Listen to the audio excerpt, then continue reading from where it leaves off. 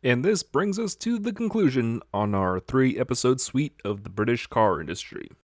The Summer of British Cars, the collapse of Britain's automotive industry, and the current state of some of its existing brands under foreign ownership. This is a 2015 Mini Cooper John Cooper Works, and it is a really fun car.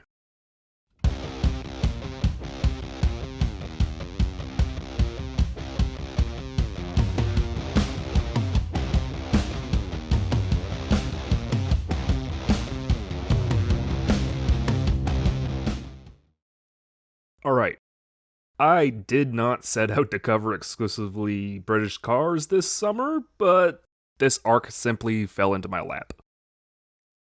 Back in May, I met up with Doug from Doug's Cars to not only meet a Twitter friend, but to film a couple of his cars. One of those happened to be his 2006 Land Rover LR3 V8 SE. Basically, I used that episode to briefly talk about Land Rover's history of changing ownership every so often, before talking about the LR3 itself and the direction the brand was starting to take in the mid-aughts. Then in July, I met up with another Twitter friend and filmed a car I originally meant to back in April, but I had to wait because it's one of the most notoriously unreliable cars of all time. Seeing a connecting theme to Doug's LR3 episode, I wanted to take a much more in-depth look into the collapse of British Leyland and why they were in such dire straits in the 1980s. I mean, I had one of the few remaining examples of their exquisite build quality left in the States at my fingertips. Then, towards the end of July, I was offered to film this 2015 Mini Cooper John Cooper Works, and of course, I had to connect this car to the other two. How we got such a car like this, which arguably isn't really that mini anymore, is largely due to British Leyland collapsing and our old friends at BMW. You know, the German brand that purchased the Rover and Land Rover from British Aerospace in 1994 and charted a course with the Land Rover brand that saw the entire brand move upmarket.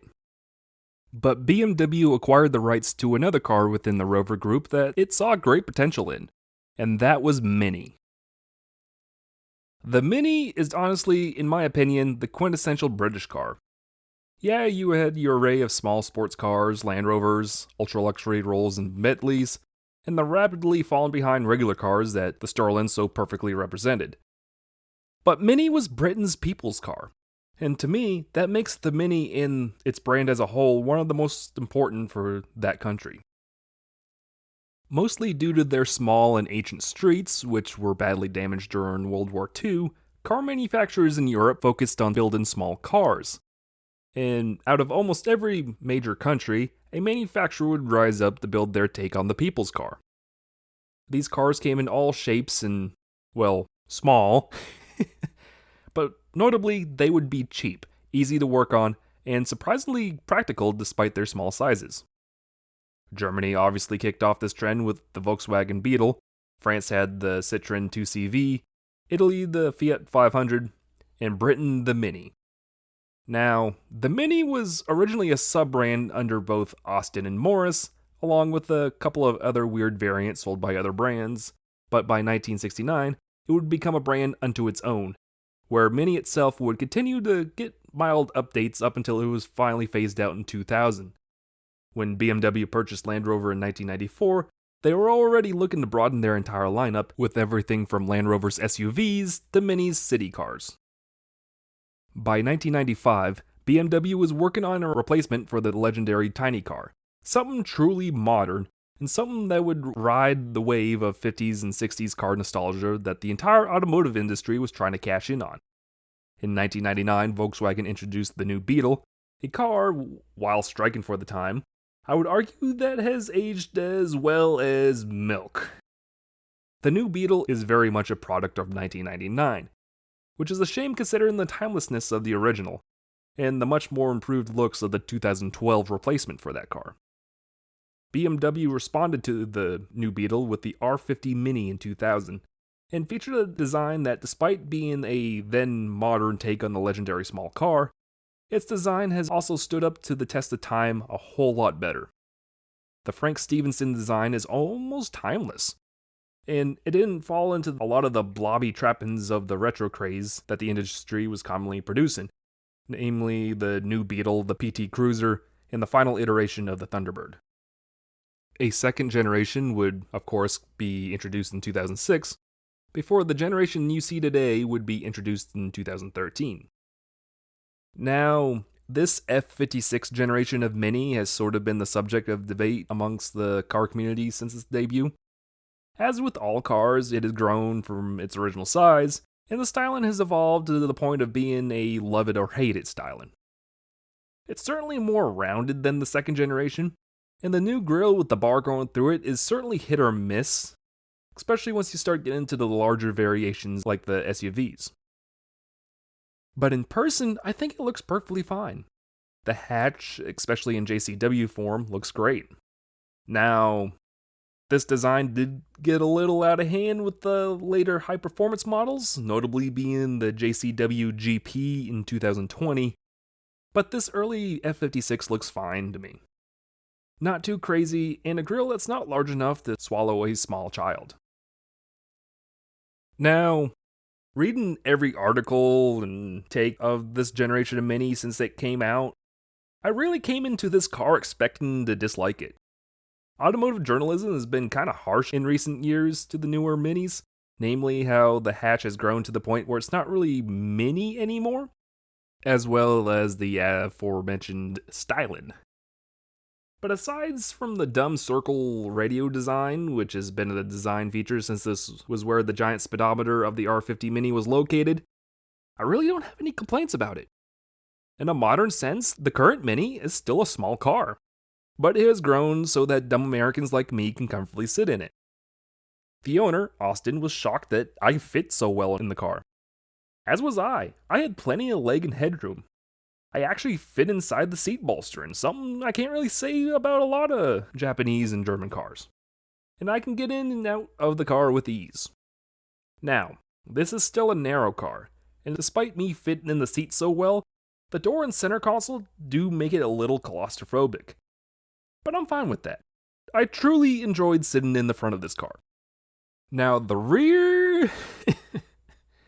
Yeah, I can fit back there a whole lot better than many larger cars, but getting back there to begin with was a struggle. Yeah, just watch. Oh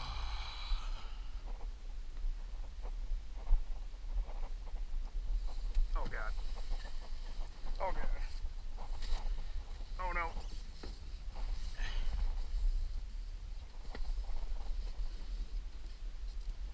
No. I do not fit in the back seat. Oh no, it locked. Anyways, this is a John Cooper Works, which was the top-of-the-line performance model for the Mini at the time. John Cooper is a legend in British motorsports, and is known for being the first to champion rear-engine race cars. He rocketed up through the single-seater ranks before becoming a Formula One constructor come the mid-50s, and introduced Indianapolis to the rear-seater in 1960. He revolutionized open-wheel racing. But he was also responsible for the racing success of the original Mini. A friend of Mini's designer, Sir Alec Izagonis, I'm sure I butchered his name.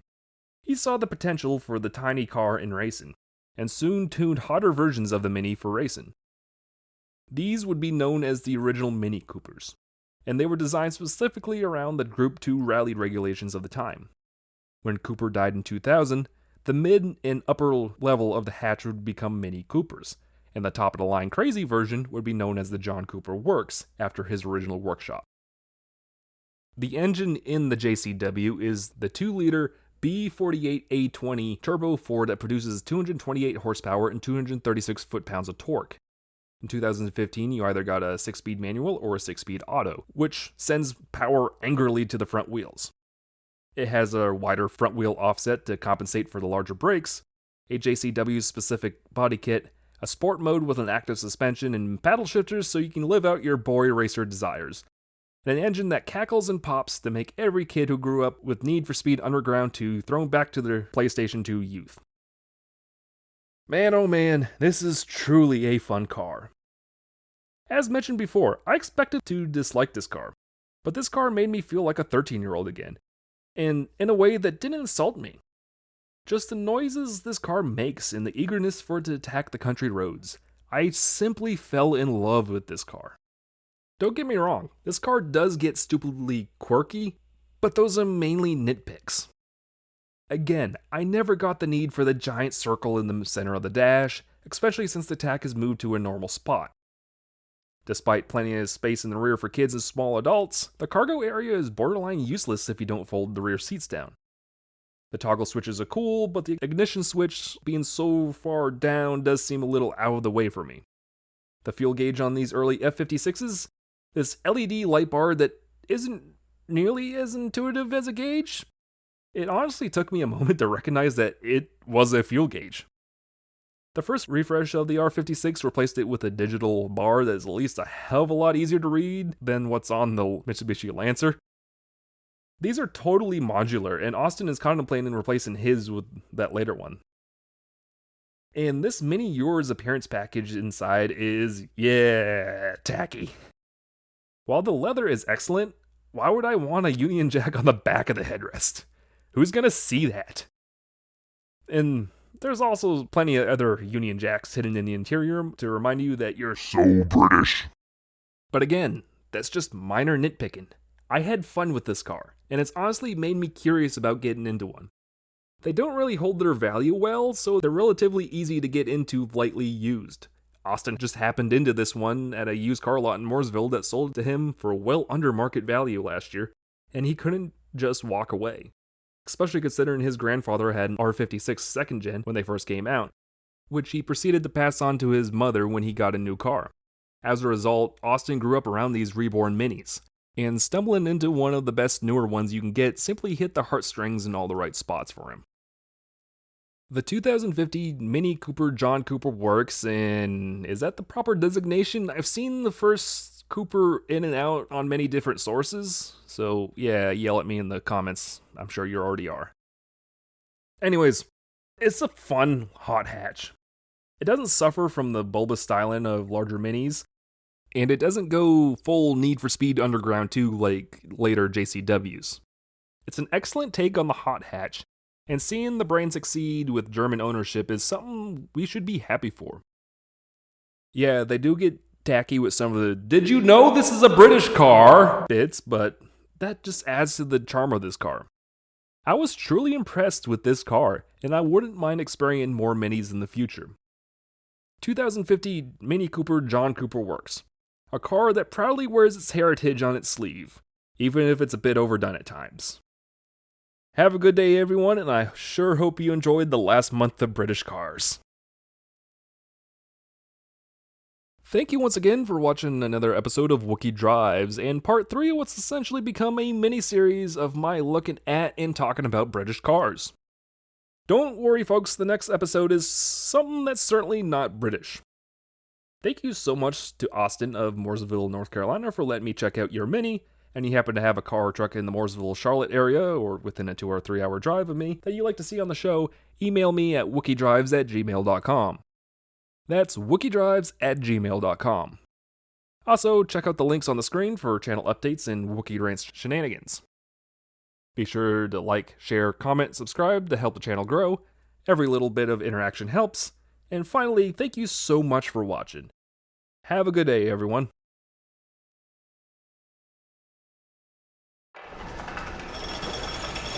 John, this will never work. Never work.